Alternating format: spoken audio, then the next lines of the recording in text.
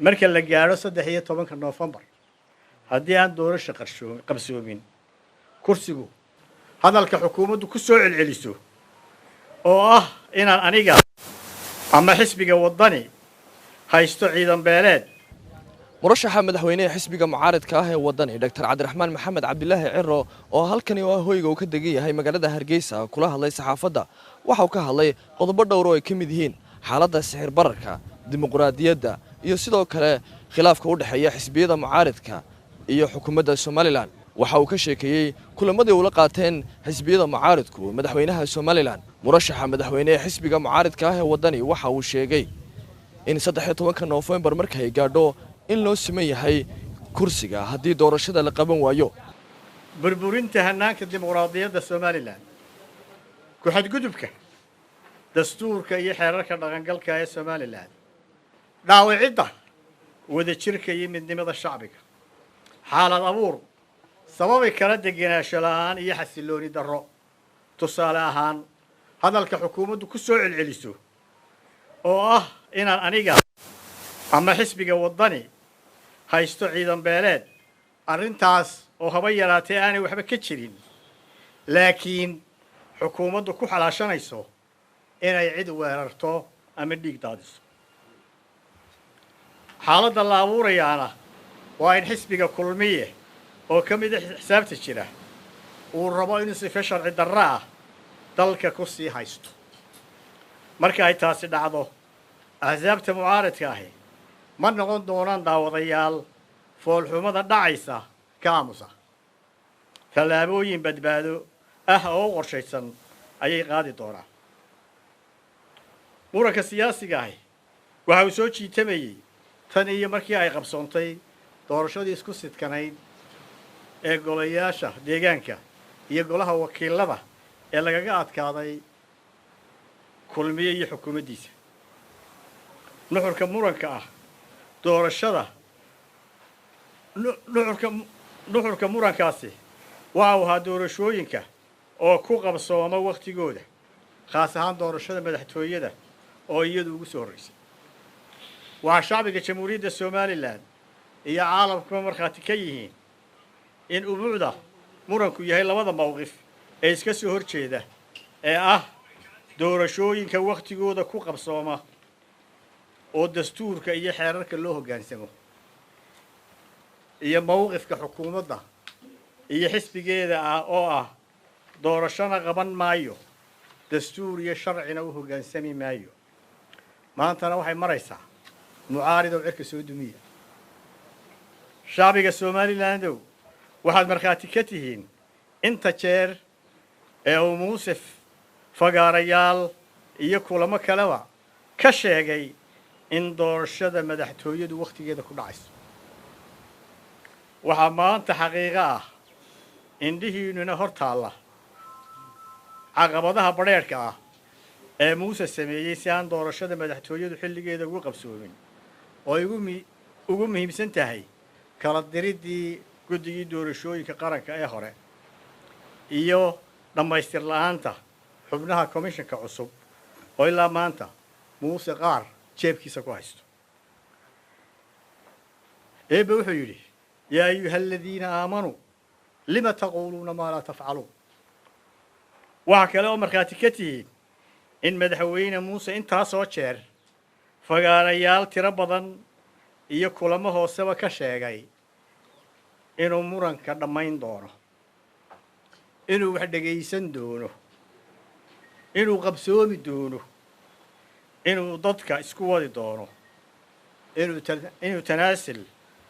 iyo dulqaad samayn doono. awaangaariye eebba ha u naxariistay wuxuu yidhi ma taqaanid beentee runta barashadeedaa bela kaa hor joogta. shacbiga Somalilandow waxaad markhaati ka tihiin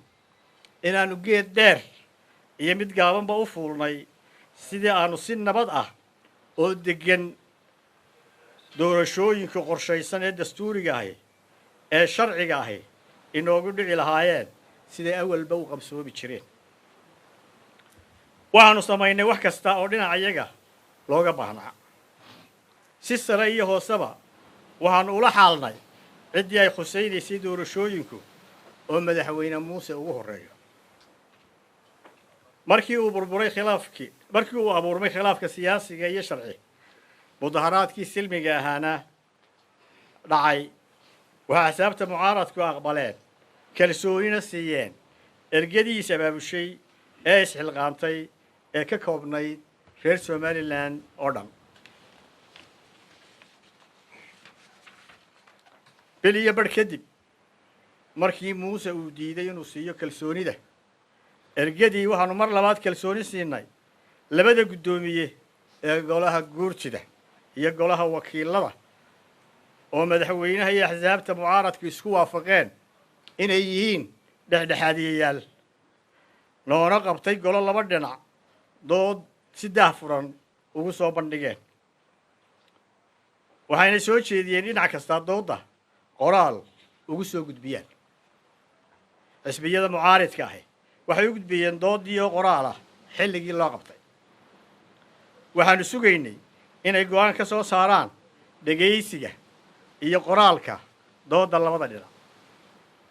labada guddoomiye waxay la kulmeen muuse bixi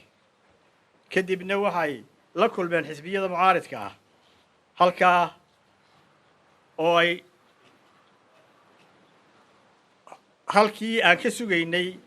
go'aankii garnaqsiga inay ku dhawaaqaan waxaa labada guddoomiye nagu wargeliyeen in muuse biixi u sheegay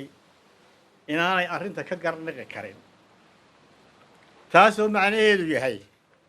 inuu kalsoonidii kala noqday labada guddoomiye balqabsadoo waa labadii nina ku xigay awoodda qaranka isaga waxaanu muujinnay dulqaad mas-uuliyad tudhaale iyo garqaadasho annagoo gaadhnay inaannu qoorta dhiibanno oo wixii nalagu xukumo duubduub ku qaadanno sidaasna waxaannu u yeelnay kalsoonida aannu ku qabnay inaannu gar leennahay oo sharciga ku taagannahay intaas oo aad markhaati ka tihiin iyo dadaallo kale oo badan oo caalamka iyo shakhsiyaad sharaf ku leh dalkeenna ay sameeyeen ayaa caddayn u ah inaannu wanaagdoon nahay inaannu sharci doon nahay inaannu cadaalad doon nahay xataa shakhsiyan anigu maan hadal intii waxaa soo dadaalahi socdeen anigoo ixtiraamayey ergooyinka hawsha waday waxaannu sidaa u yeelnay oo ugu adkaysannay culayska dareenka nagaga soo noqonayay mas-uuliyiinta iyo taageerayaasha xisbiyada mucaaradka ah annagoo xeerinayna xaaladda nugul ay ku sugan tahay somalilan annagoo xogogaal u ah culayska ummadda ka soo gaadhay halgankii dib-u-xoraynta dalkan annagoo eegayna mustaqbalka danyarta dalkan curdanka ah annagoo il buuxdo ku hayna colaadaha iyo xasaradaha ka taagan gobolka geeska afrika mar kasta waxaa dulqaad mas-uuliyad iyo turaayo waayeelnimo kaga fal celinnay tallaabo kasta oo daandaansi iyo deelqaaf bal ah oo xukuumadda xisbiga kulmiye ku kacaysay nasiib darro waxaa hayidnimada mucaaridka xukuumadda kulmiye iyo muuse u qaateen doqoniimo siday horeba u sheegeen markii lagaga adkaaday xukuumadda xisbiga kulmiye doorashadii isku sidkanayd ee golaha wakiilada iyo golayaasha deegaanka taasoo ka turjumaysa in codka aqlabiyadda shacabka somalilan mucaarid yahay markii rabitaanka shacbigu ka jeestay markii lagu hungoobay hogaamintooda ayay miciin bideen oo taageero ka raadiyeen inay awoodda dawladda qaybaheeda kala duwan u adeegsadaan danahooda gaarka waxaad markhaati ka ahaydeen sidii axmaqannimada ahayd xurmad darrada ahayd ka madhnayd milgaha iyo mas-uuliyadda dawladnimo ee weerarkii hubaysnaa ee ciidamada loogu amray inay ku qaadaan xisbiyada mucaaridka ah iyo muwaadiniintii isugu soo baxay mudaharaadkii silmiga ah waxaad markhaati ka tihiin sidii cadowtinimada ahayd ee loola dhaqmay muwaadiniintii aan hubaysnayn ee faraha madhnaa ee ragga saraakiilshaahi gacantooda ula tageen hablaha caarkeenna ah ee barmigeydada ah welina aan cadaaladda la horkeenin waxaad markhaati ka tihiin xadhiggii lala beegsaday madaxda xisbiyada oo xisbi gaar ahi awoodda dowladnimada u adeegsaday waxaad markhaati ka tihiin sidii xamaqnimada ahayd ee rasaasta nool oola beegsaday mas-uuliyiintii kuwo kalena loo geystay jirdil iyadoo qaarkood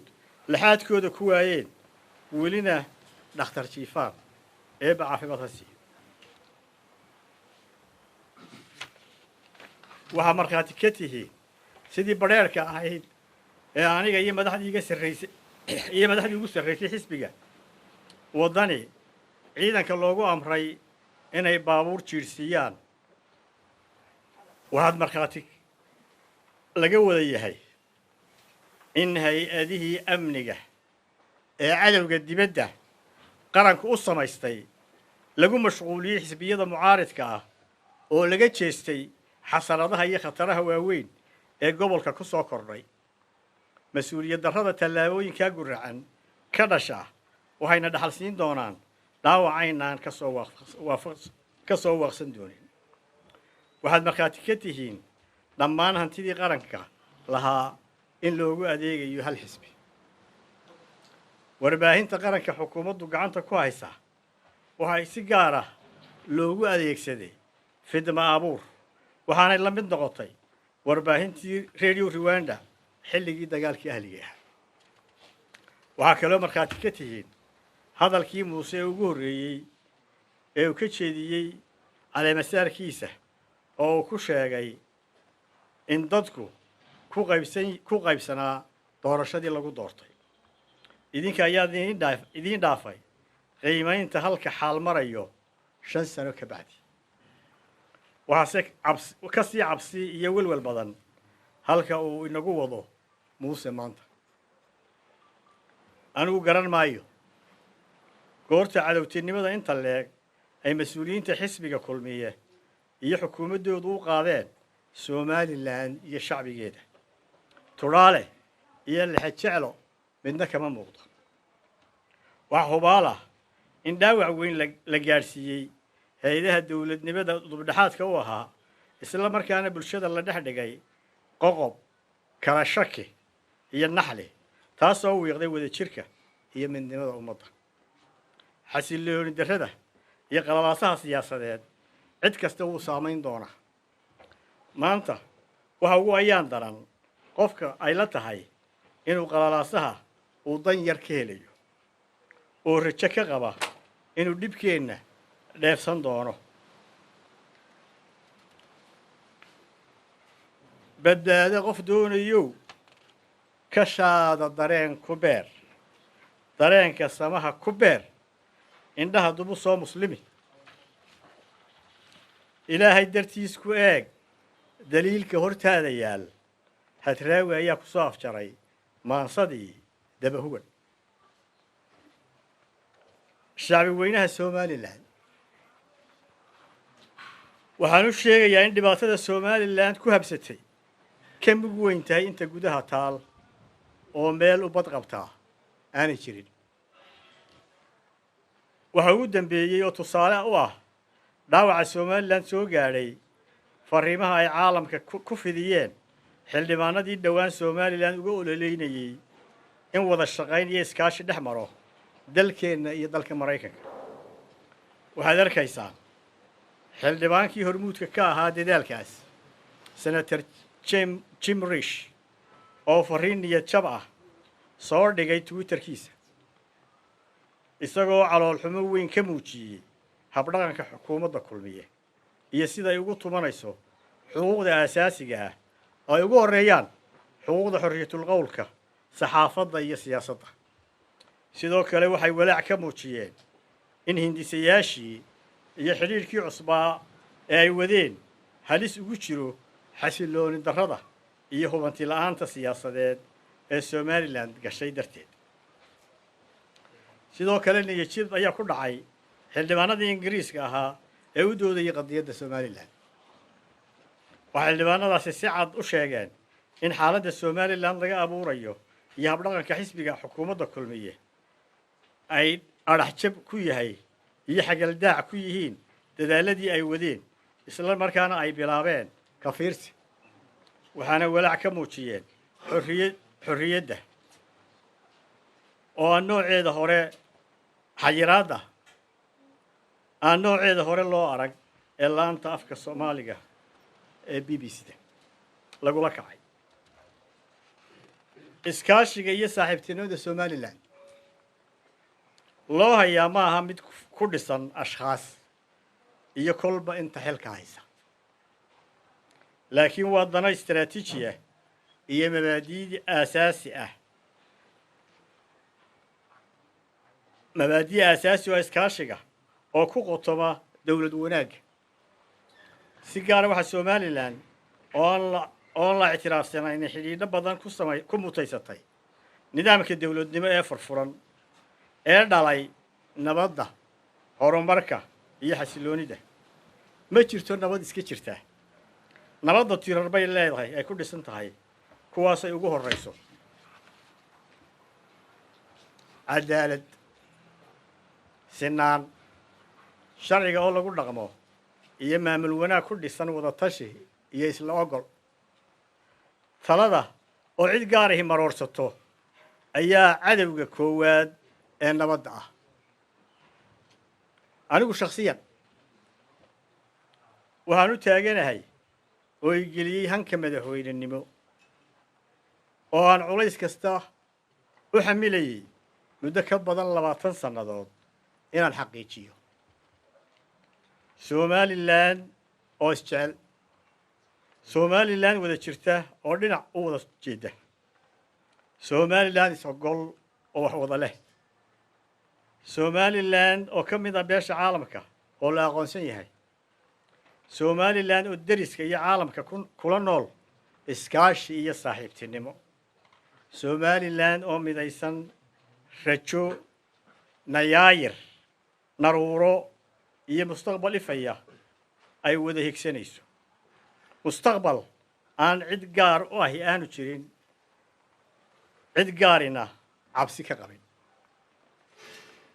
waxaan u mahadnaqayaa ergeddii xaaladda cakiran ka adkaysan weyday ee soo gurmaday ee damiirkoodu iyo mas-uuliyadda iyo xilka ummaddan ka saarani dareemay ilaa haddana u taagan waxaan u mahadnaqayaa haldoorkii sida gaarka ah iyo sida guudba noola soo xidhiidhayay ee ka digayay xaaladaha la abuurayo waxaan u mahadnaqayaa culimada had iyo habeen masaajidada ka soo ducaynayay waxaan u mahadnaqayaa cid kasta oo cadaaladda iyo xaqa hiil iyo hooba la garab taagan waxaan u mahadnaqayaa dhammaan dadka wanaagga u kacay waxaan u sheegayaa inaan ilaahay dayacaynin wanaagga iyo samaha ay samaynayaan dhowaanna midhihiisa la arki doono ina allaha laa yudiic ajra man axsana camala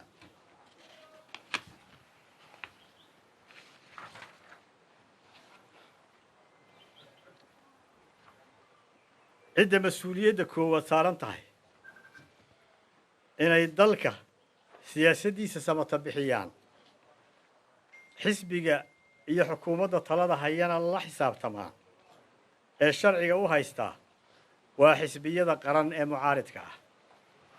waa waajib dastuuri ah oo ay liisan u haystaan waa waajib akhlaaqi ah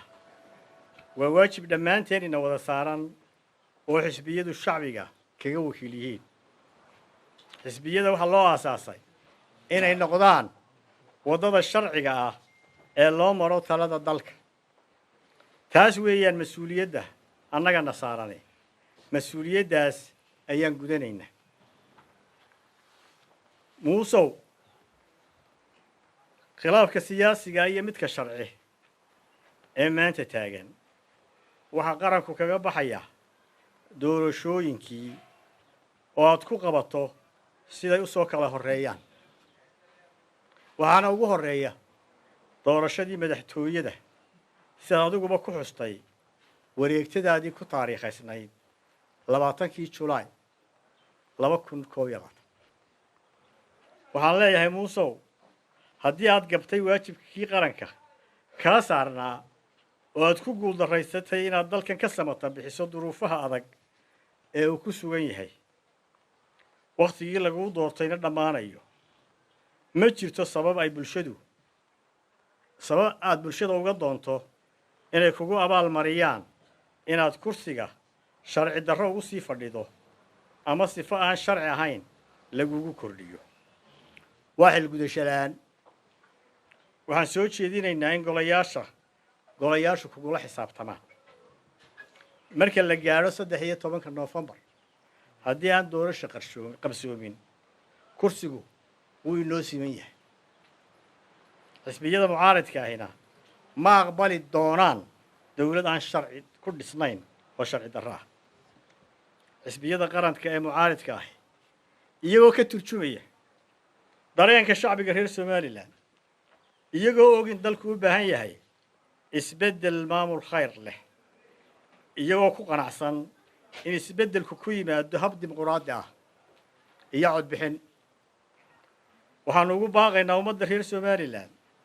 inay u diyaar garoobaan badbaadinta wixii aynu 30kii sano ku soo tabcaynay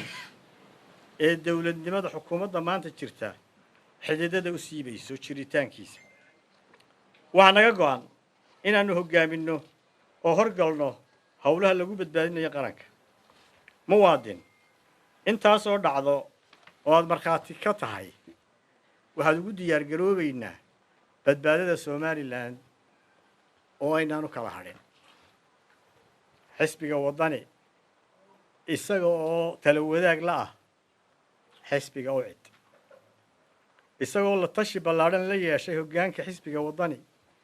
guddiga fulinta madaxda garabada haweenka iyo dhalinyarada madaxda gobollada iyo degmooyinka iyo laamaha dibadda waxay soo saareen oo ay go'aamiyeen waxaan ugu baaqaynaa taageerayaasha xisbiyada mucaaridka ah inay si ballaaran oo qorshaysan ugu diyaar garoobaan in dib loo bilaabi doono bannaanbaxyadii nabadeed ama mudaharaadadii silmiga ahaa ee aynu hore u hakinay kuwaasoo ka qabsoomi doona dhammaan gobollada iyo degmooyinka jamhuuriyadda Somaliland golayaasha qaranka golaha guurtida iyo golaha wakiilada waa inay kula xisaabtamaan madaxweynaha iyo xukuumaddiisa xilgudasho la'aanta dastuuriga ah ee madaxweynuhu ku kacay iyo dhibaatooyinka dalka ka dhacaya iyo duruufaha adag ee dalku ku sugan yahay golayaasha looma dooran inay daawadayaal noqdaan golayaasha